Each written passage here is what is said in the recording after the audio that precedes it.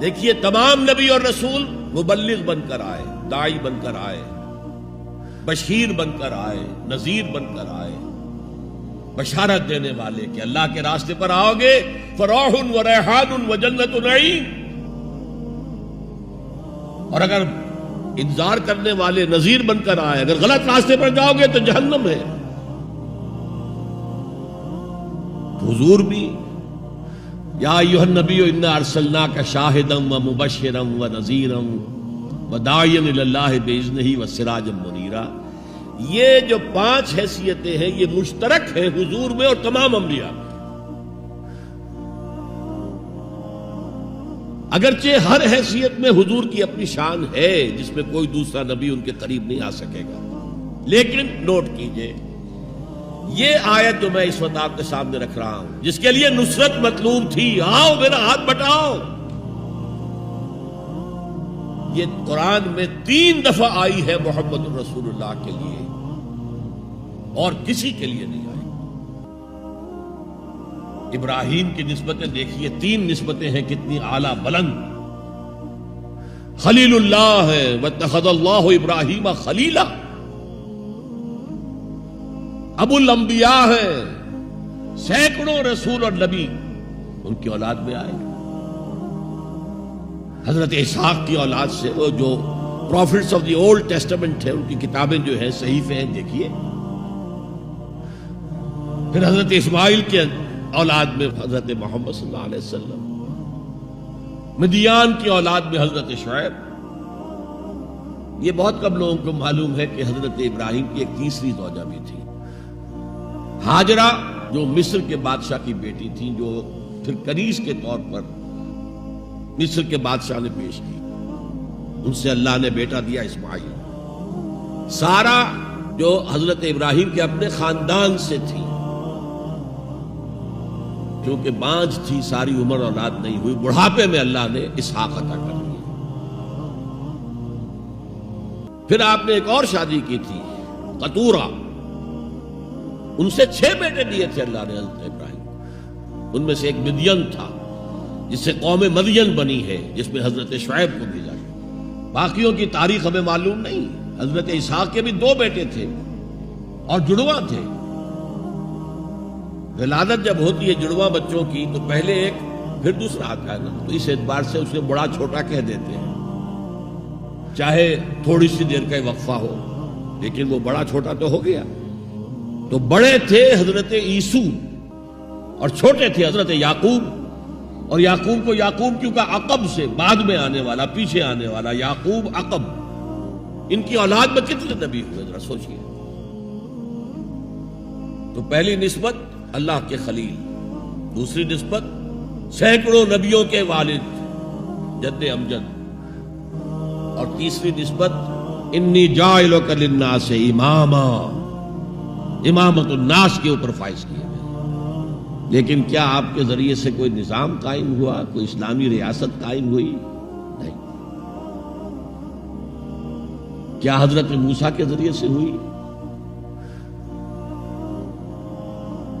حضرت موسیٰ وہ ہے جن کا ذکر قرآن میں ہم کہیں گے، یہ اگرچہ نام لے کر حضور کا تذکرہ بہت کم ہوا ہے قرآن میں، زیادہ نہیں، لیکن ظاہر بات ہے قرآن مجید تو حضور کی سیرت ہی بن جاتی ہے ایک طرح سے۔ غزوہ انفال کیا ہے؟ سورۃ انفال غزوہ بدر کا چیپٹر ہے۔ آل عمران کی 60 آیات جو 120 سے 180 تک وہ کیا ہے؟ غزوہ احد ہے۔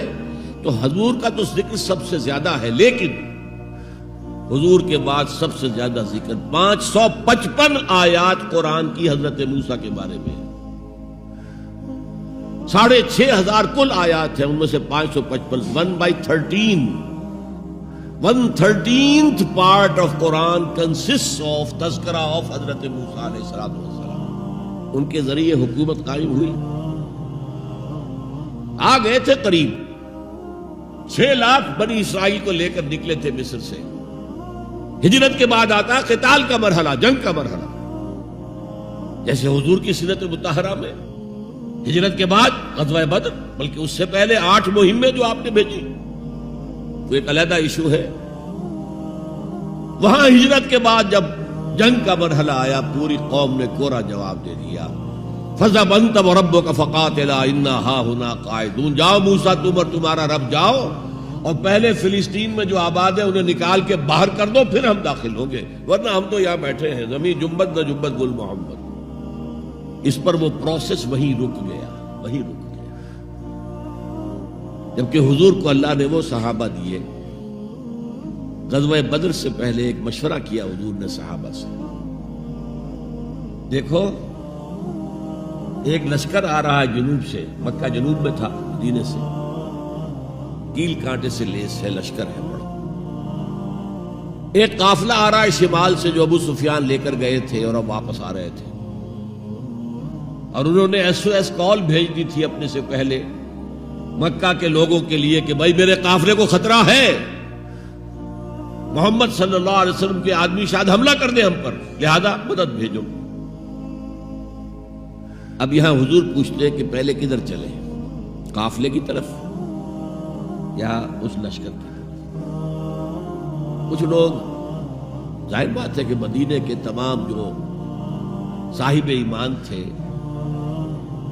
مکے سے جو آئے تھے وہ بڑی بھٹیوں میں سے گزر کر آئے تھے، بڑی آزمائشوں میں سے گزر کر آئے تھے، بڑی سختیاں جھیل کر آئے تھے، لہذا وہ بہت گہرے تھے ایمان میں، بہت پختہ تھے۔ مدینے والوں کو تو ایسی کوئی قربانی دینی نہیں پڑی، پورا قبیلہ ایمان لے آیا، لہذا وہاں کچھ نہ کچھ کچے لوگ بھی تھے ہم جیسے۔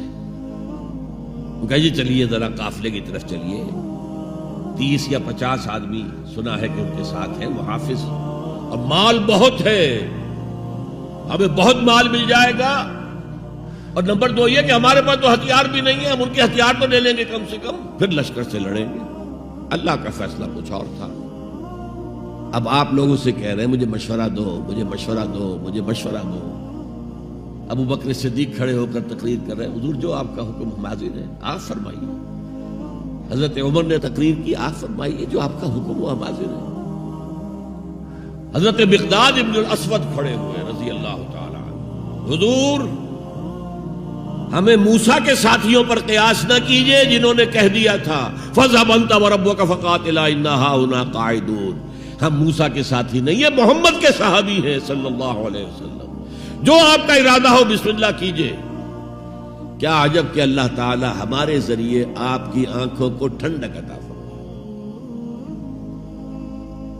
یہ تو میں نے صرف اس واقعے کے حوالے سے سنایا، یہ واقعہ وہاں کیا تھا، 6 لاکھ تھے افراد یہود، ان میں بوڑھے بھی تھے، بچے بھی تھے، عورتیں بھی تھیں، تو 1 لاکھ تو ہوں گے جنگ کرنے کے قابل، اور نیچے آ جائیے 50,000 تو ہوں گے، 12 میں 1 تو ہوگا۔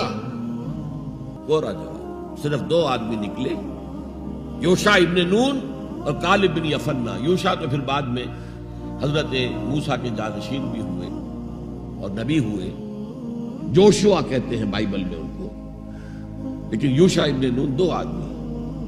اب جنگ کیسے ہو، لہذا پروسیس وہی رک گیا۔ حضرت موسیٰ علیہ السلام کے ہاتھوں کو اسلامی حکومت، اسلامی ریاست قائم نہیں ہو سکی۔ حضرت عیسیٰ کا تو سوال ہی نہیں، 3 سال آپ نے دعوت دی ہے اور یہودی علماء جو ہے جان کے ان کے دشمن بن گئے، انہیں سب سے پہلے تو ولد الزنا کہا گیا، حضرت مریم پر تہمت لگائی گئی زنا کی، اور پھر یہ کہ ان کو جادوگر کہا گیا۔ یہ معجزے کیا دکھا رہا ہے، یہ تو شیطان بعلزبول جو ہے اس کی مدد سے دکھا رہا ہے، یہ سارے شعبدے ہیں، جادو ہے، اور جادو کفر ہے، لہذا یہ کافر ہو گیا، مرتد ہو گیا، اسے سولی چڑھا دو۔ تو نظام کیا قائم ہونا تھا، ریاست کیا قائم ہونی تھی؟ عیسائیوں کے مطابق، یہودیوں کے مطابق سولی چڑھ گئے، عیسائیوں کے مطابق ہے کہ بعد میں اتار لیا گیا اور ایک جگہ رکھا گیا تو وہاں پھر زندہ ہو کر پھر آسمان پر اٹھ گئے۔ اور ہمارا جو قرآن مجید نے جو ہمیں بتایا اور جس کی کچھ تفصیل ہمیں انجیل برنباس میں ملتی ہے، وہ یہ ہے کہ وہ نہیں، وہ تو پہلے ہی آسمان پر اٹھا لیے گئے تھے، گرفتار ہوئے ہی نہیں۔ جس ان کے حواری نے غداری کی تھی، یوڈاس اسکریوٹ، اس کو اللہ تعالیٰ نے اس کی شکل کو وَلَٰكِن شُبِّهَ لَهُمْ، مشابہ بنا دیا حضرت عیسیٰ علیہ السلام کی شکل کے، وہی بدبخت گرفتار ہوا اور کیفر کردار کو پہنچا، سولی پر چڑھا جسے چڑھنا ہی چاہیے تھا، غداری کی تھی۔ بہرحال میں کہہ رہا تھا کہ یہ کام انذار، تبشیر، واعظ، نصیحت، تعلیم، تبلیغ، تربیت، تزکیہ، یہ سب رسولوں نے کیا اور حضور نے بھی کیا، لیکن یہ معاملہ صرف محمد کے لیے ہے صلی اللہ علیہ وسلم، اور 3 دفعہ آیا ہے، کسی اور نبی اور رسول کے لیے 1 دفعہ بھی نہیں آیا، کہ ان کا فرض منصبی ہے دین کو غالب کرنا،